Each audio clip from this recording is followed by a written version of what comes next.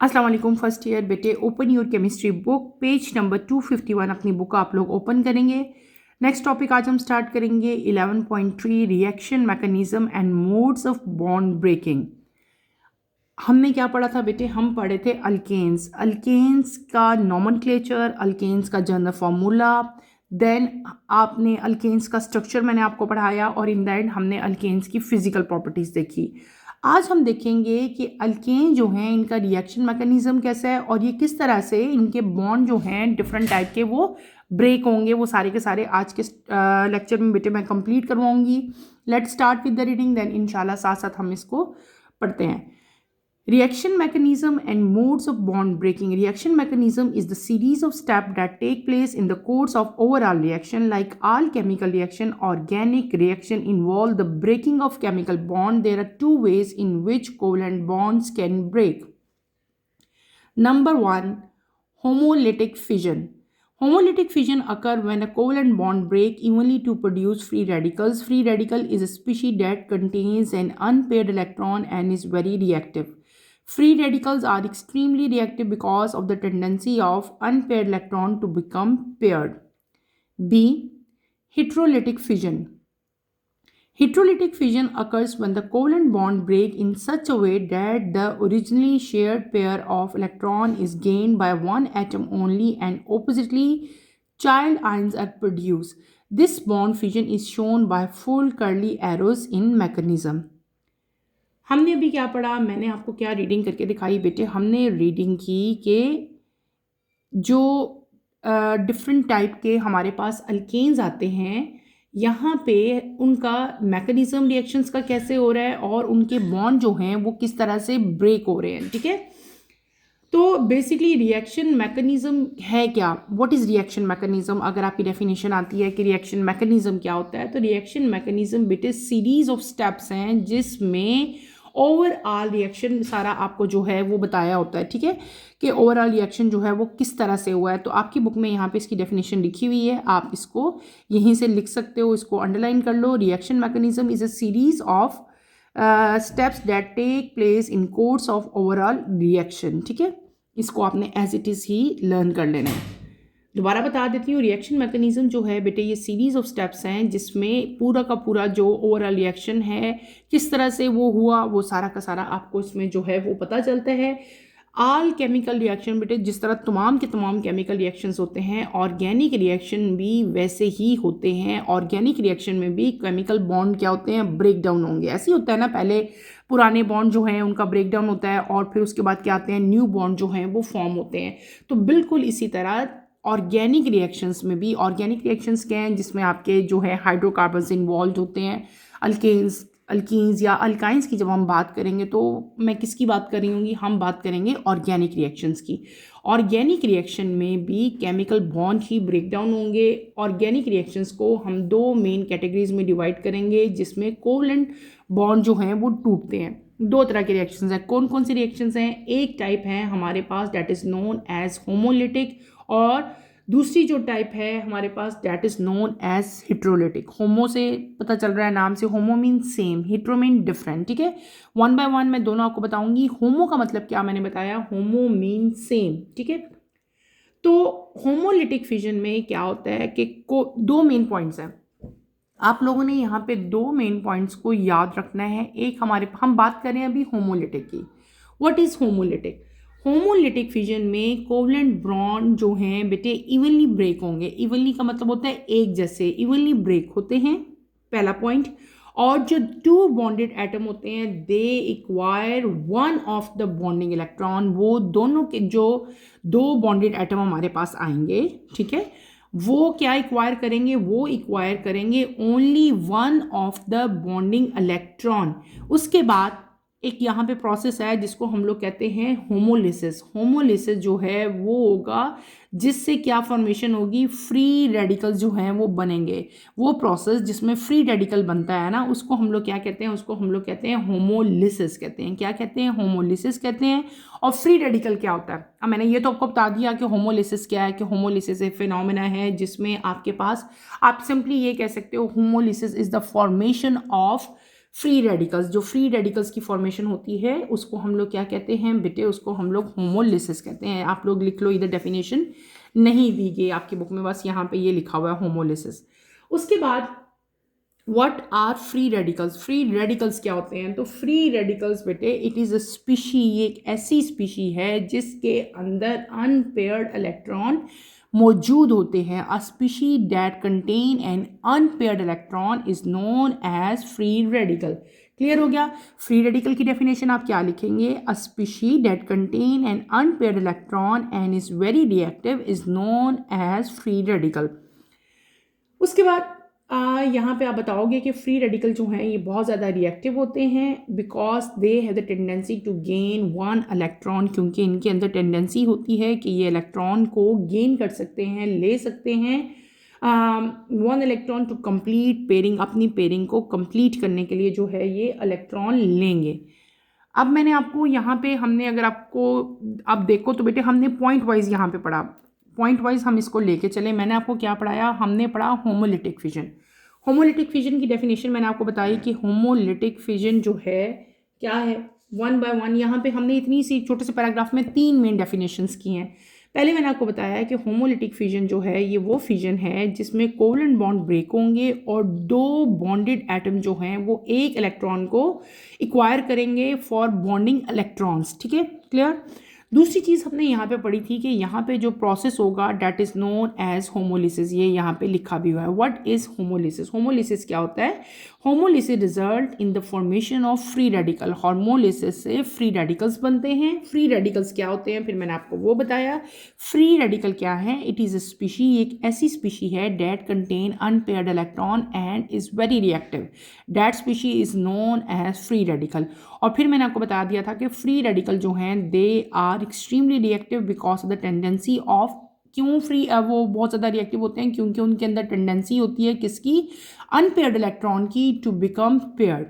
उसके बाद हम अपनी सेकंड टाइप की तरफ चलते हैं। सेकंड टाइप हमारे पास आती है हिट्रोलिटिक फिजन। क्या आती है? हिट्रोलिटिक फिजन। हिट्रोलिटिक फिजन क्या होती है बेटे? हिट्रोलिटिक फिजन वो फिजन है, इन हिट्रोलिटिक फिजन आप सिंपल लिख सकते हो the chemical bond break in such way that one of the bonded atom acquire both of the bonded electron. ठीक है, इसमें क्या होगा कि हिट्रोलिटिक फिजन तब होती है जब कोवलेंट बॉन्ड ब्रेक होंगे, लेकिन उनका ब्रेकेज जो है वो इस तरह से होगा कि जो बॉन्डेड एटम है ना बेटे वो इक्वायर करेंगे both of the bonded electron. जब हमने होमो पढ़ा था तो हमने क्या कहा था कि it acquire only one atom. यहाँ पे क्या है? बोथ एटम इक्वायर कर रहा है। वहाँ पे क्या कर रहा था? वो सिंगल एटम को इक्वायर कर रहा था।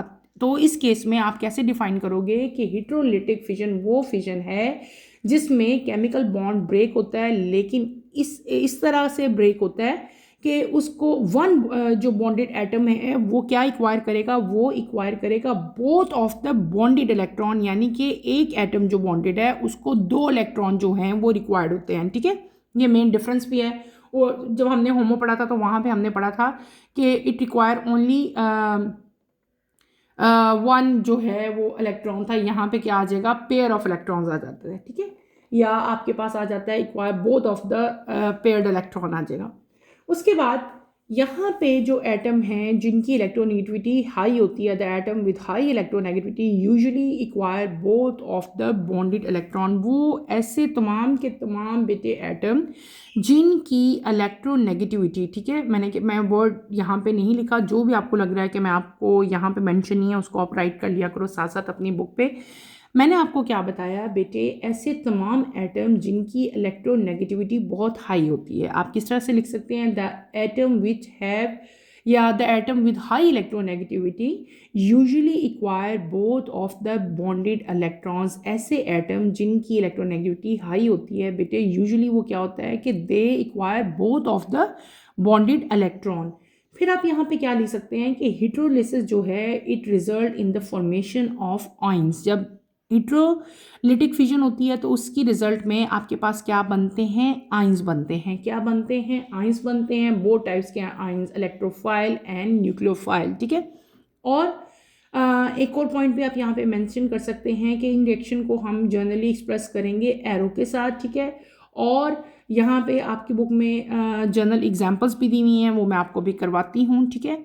तो हमने क्या पढ़ लिया, हमने बेटे यहाँ पे दो तरह के रिएक्शन देख लिए, एक हमने देख लिए होमोफिलिक और एक हमने क्या देख लिए, होमोलिटिक सॉरी, और एक हमने क्या देख लिए, हिट्रोलिटिक देख लिए। इन दोनों की एग्जांपल्स भी हमारे पास हैं, हम वन बाय वन इनकी एग्जांपल्स करेंगे ताकि आपको फर्दर अच्छी तरह से क्लियर हो जाए ये कंसेप्ट क्या है, ठीक है। जर्नल प्लान क्या है इसका, मैकेनिज्म रिएक्शन का, और फिर इसके बाद हमारे पास जो एग्जाम्पल्स के तौर पे हम इसकी एग्जाम्पल्स लेंगे, जो एक्चुअल एग्जाम्पल्स हैं वो कौन सी एग्जाम्पल्स होंगी। हम पढ़े हैं, क्या टॉपिक है हमारा, अगर आपको याद हो, हमने पढ़ा रिएक्शन मैकेनिज्म और mode of bond breaking, bond किस तरह से ब्रेक होते हैं और फिर रिएक्शन मैकेनिज्म किस तरह से होता है। दो तरह की यहाँ पे हमारे पास जो है वो प्रोसेस होंगे, एक होगी होमोलिटिक फिजन और एक हमारे पास होगी हिट्रोलिटिक फिजन। पहले हम बात करते हैं होमोलिटिक की। हमने अभी मैंने आपको एक्सप्लेन भी किया, सारा समझाया, डैट इज होमो। यहाँ पे मैं हेडिंग दे लेती हूँ होमो की, homolytic fission.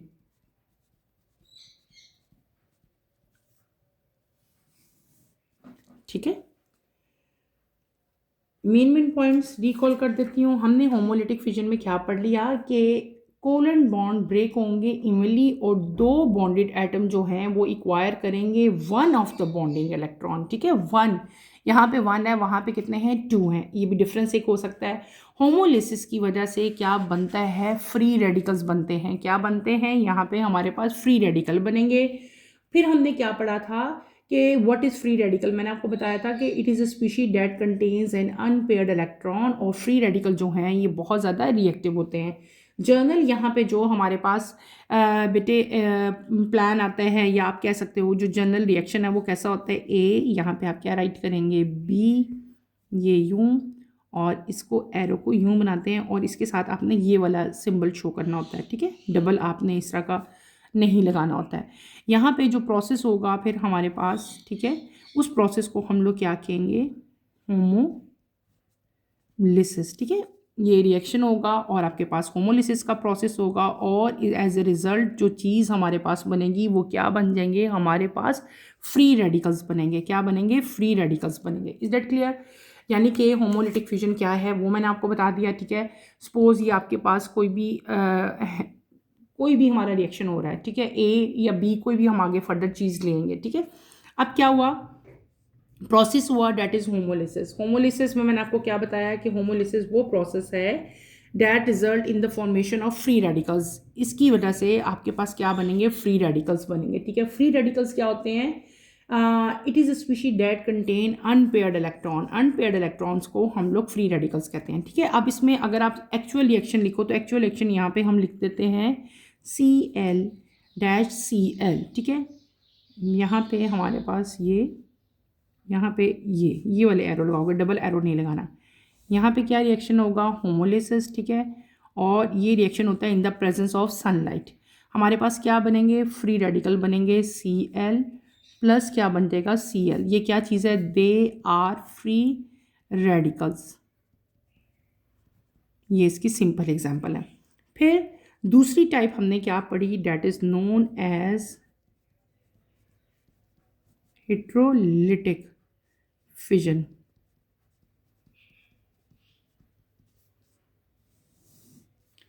Homo mean same, hetero mean different, ठीक है। ये तो पहले मैंने आपको बता दिया। हिट्रोलिटिक फिजन में क्या होता है कि केमिकल बॉन्ड ब्रेक होते हैं, लेकिन इन सच अ वे कि one of the bonded atom acquire both of the bonded electron, ठीक है। यहाँ पे क्या था, बोथ इलेक्ट्रॉन नहीं थे, यहाँ पे क्या है, बोथ इलेक्ट्रॉन है, ठीक है। दूसरी चीज़ क्या थी कि वो एटम जिनकी इलेक्ट्रोनेगेटिविटी हाई होती है बेटे, यूजुअली वो क्या रिक्वायर करते हैं, they require both of the bonded electron. Heterolysis जब होता है, जब प्रोसेस होता है, तो आपके पास क्या बनेंगे बेटे, फ्री आइंस बनेंगे। क्या बनेंगे, फ्री फॉर्मेशन ऑफ आइंस होती है, ठीक है, आइंस बनते हैं। इस प्रोसेस में क्या बनता है, रेडिकल बनते हैं। इस प्रोसेस में क्या बनता है, आइंस बनते हैं। ये बात यहाँ पे आप याद रखोगे, और इसको हम रिप्रेजेंट करेंगे सिंगल एरो के साथ। इसका रिएक्शन में आपको यहाँ पे एग्जाम्पल हम इसकी लिख सकते हैं, जैसे कि ए है, ठीक है, ये आपके पास क्या हो गया, बी हो गया, कोई भी है ये, ठीक है। यहाँ पे हमने डॉटेड इसको ऐसे डॉट से जो है रिप्रेजेंट करेंगे और यहाँ से ये यहाँ आएगा और यहाँ पे आप डबल ही एरो लगाओगे, ठीक है। प्रोसेस होगा पूरा आपका, जैसे ऊपर हुआ प्रोसेस हुआ और आपके पास यहाँ पे क्या बन जाएगा, ए अलग हो जाएगा, बी यहाँ पे अलग हो जाएगा। बी के ऊपर आप लोग क्या यहाँ पे सिंबल यूज़ करोगे माइनस और यहाँ पे क्या यूज़ करोगे प्लस, यानी कि अब यहाँ पे जो प्रोसेस हुआ that is known as heterolytic cleavage, CLEAVAGE, ठीक है। ये प्रोसेस होता है और एज ए रिजल्ट आपके पास क्या बनते हैं बेटे, आइंस बनते हैं। देखो ये पॉजिटिव आइन बना और ये क्या बन गया, नेगेटिव आइन बन गया। अब मैं आपको इसमें अगर एक्चुअल हम यहाँ पे रिजल्ट एक्चुअल एक लिख के देते हैं, ठीक है। ए और बी तो कोई भी हो सकता है ना कि ए फिर आपके पास अलग आइन बन जाता है बी, लेकिन यहाँ पे अगर मैं एक्चुअल रियल हम एग्जाम्पल लें, सपोज हम यहाँ पे एग्जाम्पल लेते हैं CH3Cl की एग्जाम्पल लेते हैं। यहाँ पे आ जाएगा H, यहाँ पे भी सपोज H है और यहाँ पे भी आपके पास H है और यहाँ पे हमारे पास क्या है, Cl है। 1 2 3 4 5 6, यहाँ से यहाँ पे आप एरो मेंशन करोगे, ठीक है। आपके पास रिएक्शन होगा, क्या यहाँ पे होगा, हेट्रोलिटिक फिजन होगी या हेट्रोलिटिक क्लीवेज भी इसको कह सकते हैं। एज ए रिजल्ट आपके पास क्या बनेगा बेटे, एक ये CH यहाँ पे आ जाएगा, एक H इधर चला जाएगा, एक H इधर चला जाएगा और ये कौन सा आपके पास बनेंगे, दे आर पॉजिटिव आइन। इसी तरह से यहाँ पे ये Cl सेपरेट हो जाएगा, ठीक है। 1 2 3 4 5 6 7 8 ये अलग हो जाएगा और ये क्या हो जाएगा आपका नेगेटिव आइन, यानी कि फॉर्मेशन ऑफ आइंस हुए हैं यहाँ पे, ठीक है। एक और जनरल यहाँ पे मैं आपको इसकी एग्जांपल भी दे सकती हूँ। जैसे सपोज आपके पास ये है, आगे फर्दर हम इसी को चलें, ठीक है। यहाँ पे आप Cl लोगे, ये यहाँ पे इसका एरो शो करेंगे। यहाँ पे भी हमारे पास क्या प्रोसेस होगा, हाइड्रोलिटिक फिजन होगी और एज ए रिजल्ट हमारे पास क्या बनेगा, हाइड्रोजन यहाँ पे सेपरेट हो जाएगा, Cl यहाँ पे ये क्या पॉजिटिव आइन बन जाएंगे आपके पास और यहाँ पे क्या बन जाएगा, नेगेटिव आइन बन जाएंगे। Is that clear. यहाँ पे मैंने आपको क्या करवा दिया, दो एग्जाम्पल जो हैं वो हमने यहाँ पे की। तो यहाँ पे हमारे पास क्या बना, ऊपर वाले में हमारे पास फ्री रेडिकल्स बनते हैं और नीचे इस रिएक्शन में हाइड्रोलिटिक फिजन में हमारे पास क्या बनते हैं बेटे, फ्री आइंस बनते हैं, ठीक है। पॉजिटिव आइन और यानी कि ऑपोजिटली चाइल्ड आइंस इनको हम लोग कहते हैं, चाइल्ड आइंस कहते हैं और ये ऑपोजिट होते हैं, एक पॉजिटिव बनता है और एक आपके पास क्या बनता है, नेगेटिव बनता है। आई थिंक कि अब आपको इस टॉपिक की समझ आ गई होगी। छोटा सा टॉपिक था, कोई इतना ज़्यादा डिफिकल्ट नहीं था। अक्सर इसमें ना डिफरेंस आ जाता है, ठीक है। तो आपने इनके डिफरेंसेस भी याद रखनी है। मेन डिफरेंस इनका आप लिख सकते हो, पहले तो इनकी डेफिनेशन लिखोगे। दूसरा डिफरेंस क्या लिख सकते हो कि एक में फ्री रेडिकल्स बनेंगे और एक में आपके पास क्या बनेगा, आइंस बनेंगे। थर्ड डिफरेंस में आप क्या कर देना कि दोनों की एक एक एग्जाम्पल लिख देना। Is that clear. Next topic की तरफ चलते हैं बेटे। नेक्स्ट टॉपिक हमारा है unreactive nature of alkanes toward polar reagent, ठीक है। अल्केन्स का जो अनरिएक्टिव नेचर है उसको हम लोग अभी स्टडी करेंगे। Let's start with the reading, then इंशाल्लाह साथ साथ मैं आपको इसको एक्सप्लेन करूंगी। टॉपिक हमारा है, पेज है आपकी बुक का 252। टॉपिक हमारा है unreactive nature of alkanes toward reagents, ठीक है। टॉपिक 11.4 है the alkanes of paraffins Latin पैरम लिटिल एफिन्स affinity are inert toward acid, alkalis, oxidizing and reducing agent under ordinary condition. The lack of reactivity of alkanes under normal condition may be explained on the basis of the non-polarity of the bond forming them. The electronegativity values of carbon 2.5 and hydrogen 2.1 do not differ appreciably, and the bonding electrons between carbon, hydrogen and carbon are equally shared, making them almost non-polar and generally unreactive. The unreactive nature of alkanes can also be explained on the basis of inertness of a sigma bond. In a sigma bond, the electrons are very tightly held between the nuclei, which make it very stable bond. A lot of energy is required to break it. हमने जो भी topic study किया बहुत easy topic है, लेकिन कोशिश करती हूँ कि मैं आपको इसको पॉइंट वाइज बताऊँ। अगर पेपर में क्वेश्चन आता है कि अल्केन्स का जो अनरिएक्टिव नेचर है किसी भी पोलर रिएजेंट्स की तरफ, वो किस तरह से आप उसको एक्सप्लेन कर सकते हो, तो हम कोशिश करते हैं कि हम इसको हेडिंग वाइज या पॉइंट वाइज जो है वो राइट करें। हमने अभी क्या पढ़ा, हमने पढ़ा रिएक्टिविटी ऑफ अल्केन्स। क्या पढ़े हैं बेटे, हम पढ़े हैं रिएक्टिविटी ऑफ अल्केन्स। अल्केन्स या पैराफिन, जब भी पैराफिन का वर्ड आता है तो समझ आया करो कि अल्केन्स ही की बात हो रही है। पैराफिन जो है बेटे ये एक लैटिन वर्ड है और ये निकला है किससे, पैरम और एफिन, दो वर्ड है। एक पैरा जो है ये पैरा वर्ड निकला है पैरम से, और जो ये हमने एफिन्स लिखा है ये वर्ड निकला है एफिनिटी से। तो इसका मतलब क्या होता है, लिटिल एफिनिटी, यानी कि अल्केन्स या जो पैराफिन है बेटे ऑर्डिनरी कंडीशंस में ये क्या होते हैं, इनर्ट होते हैं। किसकी तरफ इनर्ट होते हैं, ये इनर्ट होते हैं toward acid, alkalis, oxidising and reducing agent की तरफ। Is that clear. उसके बाद अब इनका रीज़न क्या है, why they are less reactive. हम बात कर रहे हैं कि अल्केन जो हैं ये लेस रिएक्टिव हैं, वाई। इसका ये क्वेश्चन भी आपका आ सकता है कि why alkanes are less reactive, what is the reason that they are less reactive. तो उस केस में बेटे आप बताओगे कि ये जो रिएक्शन है ये ज़्यादातर जनरली जो अल्केन्स के रिएक्शन हैं they take place at high temperature, ठीक है, हाई टेम्परेचर में रिएक्शंस होते हैं। और या फिर अगर हमारे पास एब्जॉर्प्शन ऑफ लाइट हो रही हो, light energy through the formation of highly reactive free radicals, या तो आपके पास टेम्परेचर बहुत हाई होना चाहिए, दो रिक्वायरमेंट है, या क्या होना चाहिए, हमारे पास एब्जॉर्प्शन ऑफ लाइट एनर्जी होनी चाहिए। ये दो मेन पॉइंट्स हैं। जब ये हमारे पास होंगे तो तब भी आपका रिएक्शन जो है वो हो सकता है। तो ये मेन रीज़न है, किस चीज़ के रीज़न है, ये अल्केन्स की लेस रिएक्टिविटी के हमारे पास मेन रीज़न है। उसके अलावा यहाँ पे दो मेन पॉइंट्स हैं जो आपने और याद रखने हैं। एक है नॉन पोलर स्ट्रक्चर और एक आपके पास आता है इनर्टनेस ऑफ सिग्मा बॉन्ड, ठीक है। वन बाय वन मैं आपको बताऊंगी। सबसे पहले हम बात करते हैं non polar structure. What is non polar structure. जो अनरिएक्टिव अल्केन्स होते हैं बेटे अंडर नॉर्मल कंडीशन, ये इनको हम एक्सप्लेन करेंगे on the basis of their non polarity, ठीक है। इनके अंदर जो बॉन्ड फॉर्म होते हैं, इनके दरमियान में जो बॉन्ड फॉर्म होते हैं वो जनरली क्या होते हैं, they are non polar, non polarity होगी इनमें। और इनकी नेगेटिव वैल्यूज़ जो हैं बेटे कार्बन और हाइड्रोजन की यहाँ पे लिखी हुई हैं, और ये ज़्यादा एप्रिशिएबली जो है एक दूसरे से डिफरेंट नहीं होती। जैसे कि यहाँ पे वैल्यू कार्बन की कितनी दी है 2.5, हाइड्रोजन की कितनी दी है 2.1। अब देखो इनमें कोई ख़ास डिफरेंस नहीं है। इसीलिए जो बॉन्डिंग इलेक्ट्रॉन होते हैं कार्बन और हाइड्रोजन के दरमियान में या कार्बन और कार्बन के दरमियान में, वो क्या होंगे, इक्वली शेयर्ड होंगे, ठीक है। जब वो इक्वली शेयर्ड होते हैं तो टेट्राहेड्रल सिमेट्री जो ज्योमेट्री है अल्केन्स की, हमने टेट्राहेड्रल में एग्जांपल पढ़ी थी ना मीथेन की, उसी ज्योमेट्री की बात मैं कर रही हूँ कि अल्केन्स की जो टेट्राहेड्रल सिमेट्रिकल ज्योमेट्री होती है वो क्या करेगी, वो ऑलमोस्ट उनको क्या बना देती है, नॉन पोलर बनाती है। क्या बनाती है, उनको नॉन पोलर बनाती है। और जो आयनिक रिएजेंट होते हैं, जैसे कि आयनिक रिएजेंट की हम बात करेंगे, आयनिक रिएजेंट कौन कौन से हैं, जैसे बेटे एसिड है, अल्कलीज है, ऑक्सीडाइजिंग एजेंट है, they find no reaction site, यहाँ पे रिएक्शन साइट प्रेजेंट नहीं होती अल्केन मॉलिक्यूल्स में, ठीक है। और जिसके साथ जो है आप दूसरी डिफरेंट चीज़ें जो हैं वो अटैच हो सकें, ठीक है, क्लियर। तो यहाँ पे हमने क्या देखा, हमने देखा रीज़न देखे कि रीज़न क्या है नॉन पोलैरिटी के। ये एक रीज़न मैंने आपको बताया। मैंने क्या रीज़न बताया, मैंने आपको बताया नॉन पोलर स्ट्रक्चर। दूसरा रीज़न क्या है बेटे, मैं इसको पॉइंट वाइज आपको लिख के भी देती हूँ, आपने वरीड नहीं होना।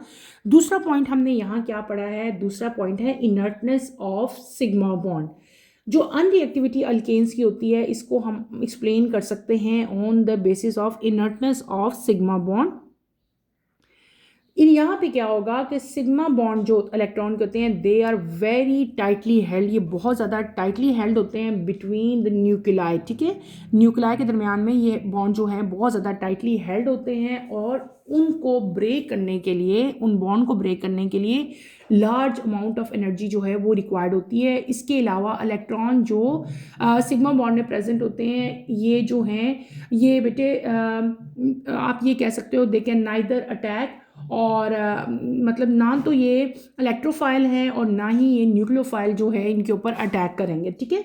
और इन द एंड आप ये भी कह सकते हैं कि both these facts make alkane less reactive. हमने कौन कौन से फैक्ट्स पढ़े? हमने 2 फैक्ट्स यहाँ पे पढ़ लिए हैं। कौन से फैक्ट मैंने आपको बताए?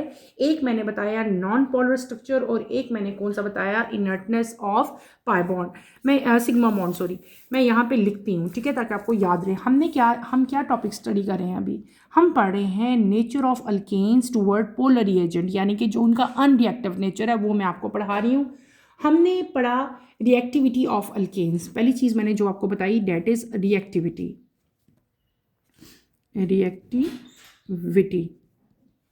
Of alkanes. Reactivity of alkanes में मैंने आपको क्या बताया था? मैंने आपको बताया था कि अल्केन्स जो हैं अंडर ऑर्डिनरी कंडीशन ये इनर्ट होते हैं, they are inert toward acid, alkalis, oxidising and reducing agent. उसके बाद हमने पढ़ा कि रीज़न, क्या पढ़ा? रीज़न। मैंने आपको रीज़न बताए रीज़न फॉर लेस रिएक्टिविटी, कि व्हाट आर द रीज़न, क्यों ये लेस रिएक्टिव होते हैं, ठीक है। रीजंस में मैंने आपको 2 रीज़न बताए हैं मेन। एक रीज़न हमने पढ़ा कि जो इनका स्ट्रक्चर है वो क्या है? नॉन पोलर है, नॉन पोलर स्ट्रक्चर। दूसरा रीज़न हमने क्या पढ़ा? दूसरा रीज़न हमने पढ़ा इसका इनर्टनेस ऑफ सिग्मा बॉन्ड, ठीक है। ये 2 मेन रीजंस हैं जिनकी वजह से अल्केन जो हैं वो क्या होते हैं? लेस रिएक्टिव होते हैं।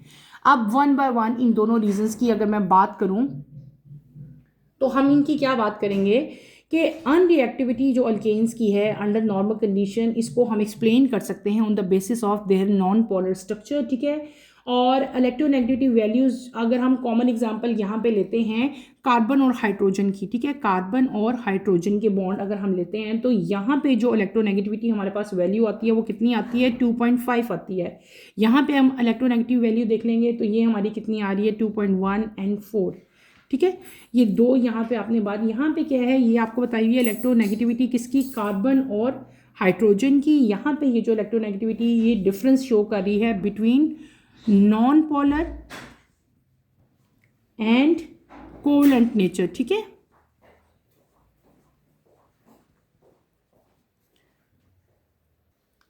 तो ये बेटे आपने नॉन पोलर स्ट्रक्चर में आप ये वाली एग्जांपल यहाँ पे कोट करोगे, कार्बन और ये हाइड्रोजन 2.5 एंड 2.1, ठीक है। अगर आप यहाँ पे देखो तो इलेक्ट्रोनेगेटिव वैल्यूज कार्बन की 2.1 और 2.5 आपको बताई हैं और इन दोनों में कोई खास डिफरेंस नहीं है, ठीक है। और जो बॉन्डिंग इलेक्ट्रॉन होंगे कार्बन और हाइड्रोजन के दरमियान में और कार्बन के दरमियान में बेटे वो इक्वली जो है यहाँ पे शेयर होंगे। क्या होंगे? इक्वली शेयर होंगे। दूसरी चीज़ क्या है कि जो टेट्राहेड्रल सिमेट्री होती है अल्केन्स की वो भी उनको क्या बनाती है? नॉन पोलर बना देती है। आपने जब हमने अल्केन्स का स्ट्रक्चर पढ़ा था मैंने बताया था ना कि इनका टेट्राहेड्रल स्ट्रक्चर है, 109.5 का जो है हमने एंगल देखा था। तो वो जो टेट्राहेड्रल स्ट्रक्चर होता है वो भी अल्केन्स को नॉन रिएक्टिव बनाता है। क्या बनाता है? नॉन रिएक्टिव बनाता है। ये बहुत बेटे इंपॉर्टेंट पॉइंट है, इसको आपने याद रखना है कि टेट्राहेड्रल जो ज्योमेट्री है अल्केन्स की वो ऑलमोस्ट उनको क्या बनाती है? नॉन पोलर बना देती है। क्या बना देती है? Non polar. फिर आपने क्या याद रखना है कि जो आयनिक रिएजेंट हैं, जैसे कि आयनिक रिएजेंट्स क्या होते हैं?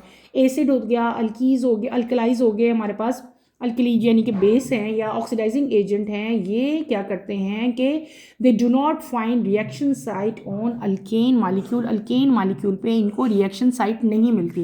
रिएक्शन साइट मिलेगी तो ये रिएक्शन आगे फर्दर प्रोसीड करेंगे। तो जहाँ पे मतलब ये अटैच होंगे, रिएक्शन साइट ही नहीं उनको अगर फाइंड आउट हो रही तो वो रिएक्शन आगे किस तरह से प्रोसीड कर जाता है। फिर अगली चीज़ हमने जो रीज़न पढ़ा अगला, that is inertness of sigma bond. मैंने आपको पढ़ाया इनर्टनेस ऑफ सिग्मा बॉन्ड में मैंने आपको क्या बताया कि जो अनरिएक्टिविटी है अल्केन्स की उसको हम एक्सप्लेन कर सकते हैं on the basis of inertness of sigma bond. Sigma bond में क्या होता है कि इलेक्ट्रॉन जो हैं जितने भी सिग्मा बॉन्ड हैं इनमें क्या होता है कि इलेक्ट्रॉन जो हैं वो टाइटली हेल्ड होते हैं बिटवीन न्यूक्लियाई, और जब वो टाइटली हेल्ड होते हैं तो वो क्या हो जाता है? स्टेबल बॉन्ड बन जाता है।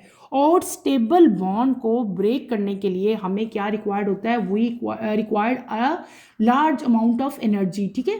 तो क्या होगा कि इलेक्ट्रॉन जो प्रेजेंट होंगे सिग्मा बॉन्ड में वो क्या होंगे कि ना उन पर तो कोई अटैक ही नहीं हो सकता, ना इलेक्ट्रोफॉइल का नॉन न्यूक्लियोफाइल का, दोनों उसके ऊपर जो है वो अटैक नहीं कर सकते क्योंकि उनके बॉन्ड जो हैं वो बहुत ज़्यादा स्ट्रांग होते हैं। अब ये जो दोनों फैक्ट हैं, एक नॉन पोलर स्ट्रक्चर और एक इनर्टनेस ऑफ पाई बॉन्ड, ठीक है, sigma bond, sorry sigma bond है, पाई नहीं है, मैं बार बार पाई मेरे से स्किप हो जाता है। यानी कि ये दो मेन रीज़न है, एक नॉन पोलर स्ट्रक्चर और एक है इनर्टनेस ऑफ सिग्मा बॉन्ड। ये दोनों रीजंस ऐसे हैं जो कि अल्केन्स को लेस रिएक्टिव बनाते हैं, ठीक है। यहाँ पे अगर जब हम इनर्टनेस ऑफ सिग्मा बॉन्ड की बात करेंगे ना कि सिग्मा बॉन्ड कहाँ बन रहे हैं, तो सिग्मा बॉन्ड की कॉमन एग्जांपल हमने क्या पढ़ी थी, हमने इसकी एग्जांपल पढ़ी थी इथेन की। क्या एग्जांपल पढ़ी थी इथेन की, अगर आपको याद हो, मैंने यहाँ पे इथेन का स्ट्रक्चर ड्रॉ करके दिखाया था और मैंने आपको बताया था कि इन दोनों के दरमियान में जो कार्बन और कार्बन के दरमियान में जो बॉन्ड बनेगा डैट इज सिग्मा बॉन्ड, ये सिग्मा बॉन्ड बनता है। और मैंने आपको ये भी बताया अभी कि ये बॉन्ड जो है ये बहुत ज़्यादा स्ट्रॉन्ग होता है और इसको ब्रेक करने के लिए हमारे पास क्या होनी चाहिए, लार्ज अमाउंट ऑफ एनर्जी होनी चाहिए, ठीक है।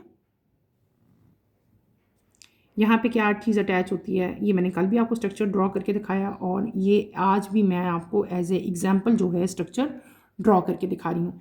यहाँ पे क्या आ जाएगा, हाइड्रोजन हाइड्रोजन, यहाँ पे भी हाइड्रोजन, ये भी हाइड्रोजन, ये भी हाइड्रोजन और ये भी हमारे पास हाइड्रोजन। और यहाँ पे जो आपके पास हाइब्रिडाइजेशन हो रही थी sp3 जो है, ये sp3, ये कार्बन sp3 और ये S, ये दोनों ओवरलैप करेंगे। यहाँ पे भी सेम ऐसे ही होगा, sp3, यहाँ पे भी sp3, यहाँ पे भी sp3, यहाँ पे भी sp3 and again here sp3 bonding होगी और यहाँ पे हमारे पास क्या बनेंगे, सिग्मा बॉन्ड बनेंगे। और ये स्ट्रक्चर किसका है बेटे, this is structure of ethane. Ethane क्या है, C2H6, ठीक है। ये भी कार्बन, ये भी कार्बन, इनके दरम्यान में जब ओवरलैपिंग होगी तो आपके पास एज अ रिजल्ट क्या बनेगा, हमारे पास यहाँ पे सिग्मा बॉन्ड बनेंगे। और ये जो सिग्मा बॉन्ड है यहाँ पे इलेक्ट्रॉन जो हैं टाइटली हेल्ड होंगे बिटवीन न्यूक्लियाई, इन दोनों के न्यूक्लियाई के दरमियान में जो इलेक्ट्रॉन है वो टाइटली हेल्ड होते हैं, जिसकी वजह से ये बहुत ज़्यादा स्टेबल बन जाता है। क्या बनता है, स्टेबल बॉन्ड बनेगा, यहाँ पे स्टेबल बॉन्ड बनेगा। और इस बॉन्ड को ब्रेक करने के लिए अलाउट ऑफ एनर्जी जो है वो रिक्वायर्ड होती है। दूसरी यहाँ पे जो ओवरलैपिंग है बेटे, वो कौन सी ओवरलैपिंग हुई है, लीनियर ओवरलैपिंग होती है, ठीक है। लीनियर ओवरलैपिंग यहाँ पे जो है वो होगी किसके दरमियान में, कार्बन और हाइड्रोजन के दरमियान में।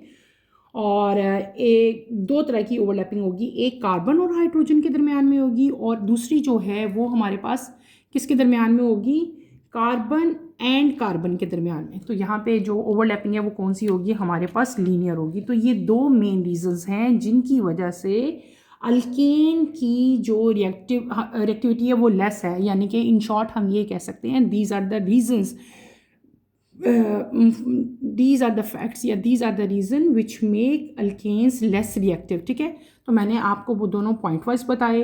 फर्स्ट में हमने ये एग्जांपल कोट की, सेकंड में हमने इथेन की एग्जांपल यहाँ पे जो है वो लिखी। इथेन का फॉर्मूला क्या है, C2H6। Is that clear? इसको आप लोग अपनी अपनी नोटबुक्स में बेटे उतार लो, ठीक है। यहीं पे अपना टॉपिक बेटे मैं ख़त्म करती हूँ। इंशाल्लाह कमिंग लेक्चर में हम रिएक्शन ऑफ अल्केन्स पढ़ेंगे कि अल्केन जो है वो किस तरह से रिएक्शंस करते हैं।